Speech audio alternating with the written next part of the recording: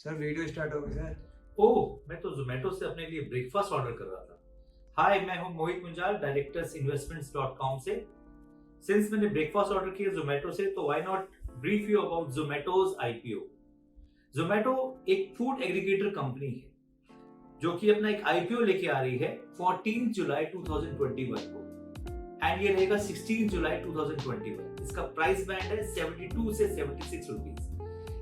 Zomato is expected to raise 9,375 crores, जिसमें से 9,000 crores का फ्रेश इशू है और 375 crores का ऑफर फ्रॉम सेल है from InfoEdge। InfoEdge is the same company जो कि Naukri.com और जीवनसाथी.com को मैनेज करती है।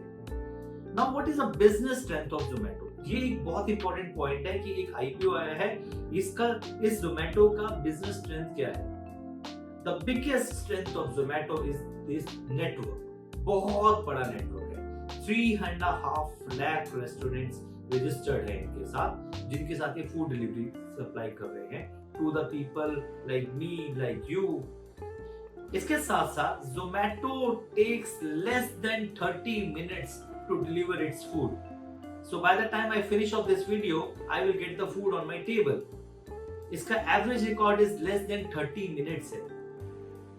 इसका जो Zomato जब लॉन्च हुआ था स्टार्टिंग में, तो इसका जो कोर स्ट्रेंथ था वो था कि to find about the reviews of the restaurants, to see the food menu, to see the interiors of the restaurants and to write a comment. That is still there one of the main strength. Zomato is operational in 23 countries.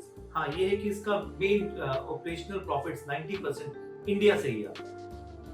Zomato की funding history एक बहुत important aspect है कि when it started उसको funding कब से आने लगी। 2010 से लेकर 2013 तक यूएसडी $16.7 मिलियन मिला इसको InfoEdge से। उसके बाद भी इसको बहुत सारी फंडिंग मिली है, which you can see on this respective table। इसकी जो मेजर फंडिंग आई थी वो आई थी 2018 में $210 million from Alipay associates and financial. उस टाइम कंपनी की वैल्यूएशन थी $2 बिलियन। इस टाइम जो प्रेजेंट होल्डिंग है कंपनीज की, शेयर होल्डिंग कंपनीज की है, उसमें InfoEdge का सबसे ज्यादा होल्डिंग है 18.7% स्टेक, उबर का है 9.2% स्टेक, अलीपे का है 8.4% स्टेक। और डिटेल्स मैंने इस टेबल में मेंशन की है, you can see on this table. बहुत बड़ा क्वेश्चन एक सबके माइंड में आता है कि Zomato का रेवेन्यू मॉडल क्या है, किस तरह से Zomato अपना पैसा कमाता है। इसके 4 मेजर रेवेन्यू मॉडल्स हैं। एक तो Zomato Pro, जैसे मैं एक Zomato Pro मेंबर हूँ, आप भी एक Zomato Pro मेंबर है। हर एक ने एक पर्टिकुलर एडवांस पेमेंट दिया होता है और उसकी बेसिस पे हम एक्सपेक्ट करते हैं हमारे को डिस्काउंट कूपन्स मिले या एडिशनल वाउचर्स मिले। Other option is dining out. Dining out एक अदर प्लेयर है जिसके थ्रू Zomato रेट करता है इस रेस्टोरेंट्स को, आपकी बुकिंग करवाता है and he also gets a revenue from the restaurants, तो कि अगर वो रेस्टोरेंट्स का नाम ऊपर आए। Third option is food delivery. Food delivery में ये चार्ज करता है आपसे एक particular amount and this is another revenue model. And the fourth model which is now gaining ground is Hyperpure, जिसमें Zomato अपने आप आपके लिए फूड्स एंड वेजिटेबल्स लेता है from the vendors which are the farmers and give it to you, और एक अलग सेगमेंट दिखाता है कि दिस इज हाइपरप्योर। तो that's an additional revenue for Zomato। Now I will tell you about the Zomato's growth. ये बहुत बड़ा इंटरेस्टिंग पार्ट है जिसकी बेसिस पे हम जज कर सकते हैं कि क्या इस आईपीओ में इन्वेस्ट करना चाहिए कि नहीं। 2018 से 2020 के बीच में orders for Zomato has increased from 3.06 crores to how much 40.31 crores। Huge number increase. इसका मतलब लोगों का pattern of eating at home and ordering food is another aspect which has gained momentum for Zomato। The average order value has increased from 279 in fiscal year 2020 to 398 in only 9 months. 398 in 9 months. And the discounts have also gone down from 21 rupees 70 paisa to 7 rupees 30 paisa. Though this is a bad news for us, but for the company it's a good news because उन्होंने अपना discount कम किया, उन्होंने अपना average order value बढ़ाया, so it's a win-win situation for Zomato। We are expecting the food delivery business to grow at the rate of 30.10% for the next 5 years.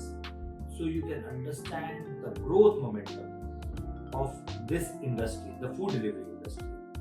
Now एक बहुत important question आता है कि इतनी अच्छी अच्छी न्यूज आ रही हैं, इतने अच्छा है, उन्होंने डिस्काउंट कम कर दिए, उन्होंने ऑर्डर्स बढ़ा दिए, उसके बाद भी Zomato is at loss.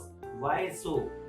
Company has the largest network and it is continuously expanding and spending and giving profits and giving advertisements in the newspaper and in all the social media platform. That is one of the major cost for Zomato. Company ने data release किया 2020 में, दिसंबर 2020 में, कि उन्होंने अपनी expenses reduce कर दिए हैं एंड तक now this company is earning 23 rupees पर order on the every food item they deliver, so which is again a good sign कि वो on an average 23 rupees earn कर रहे हैं फ्रॉम एन ऑर्डर. सो किसी ऑर्डर में 50 रुपए अर्न करते हैं तो किसी ऑर्डर में 12 रुपए, तो ऑन एन एवरेज 23 रुपीस वो अर्न कर रहे हैं. नाउ एक जहन में लास्ट क्वेश्चन आता है कि why Zomatic is coming up with an IPO right now. वो तो फंडिंग ले रहा था, वो उसी से काम चल जाता. As market is becoming more competitive, company is raising funds, उनको पैसा चाहिए, right? उसके पास अभी पैसा बहुत आया है, but that's through a different platform. Now the company is planning to expand its momentum and expand its growth. For that they need real funding to manage their corporate expenses. एक question जो बहुत ही interesting question है कि Zomato की competitors कौन कौन से और क्या रिस्क है. Zomato का मेन कॉम्पिटिटर स्विगी है और क्या रिस्क है. रिस्क एक बहुत बड़ा है जो कि आप सुन के हैरान हो जाएंगे, वो ये कि Amazon is entering this business. Amazon ने अभी तक फूड डिलीवरी स्टार्ट किया है बेंगलुरु में, but however that's a big company and that can expand. So that would be one of the key risks for Zomato. कि वो how will they manage the Amazon when Amazon अपने footholds बढ़ाएगा throughout India. One of the key changes for this IPO is कि SEBI ने retail investor का जो कोटा है, जो हमेशा 35% होता है, वो उसने रिड्यूस करके 10% कर दिया. रीजन इज कि that's a loss making company. HNIs का कोटा जो है वो 15% है और जो क्वालिफाइड इंस्टीट्यूशनल बायर्स का कोटा है वो 75%. So that is one of the main key changes for this. If the allocation is at 76 rupees, तो कंपनी की जो वैल्यूएशन होगी वो 9 to 10 billion dollars होगी. So it will automatically qualify for a large cap company. Now my personal take on this IPO is that you should must invest into this IPO. आपको कितनी allotment होगी that depends on the allotment.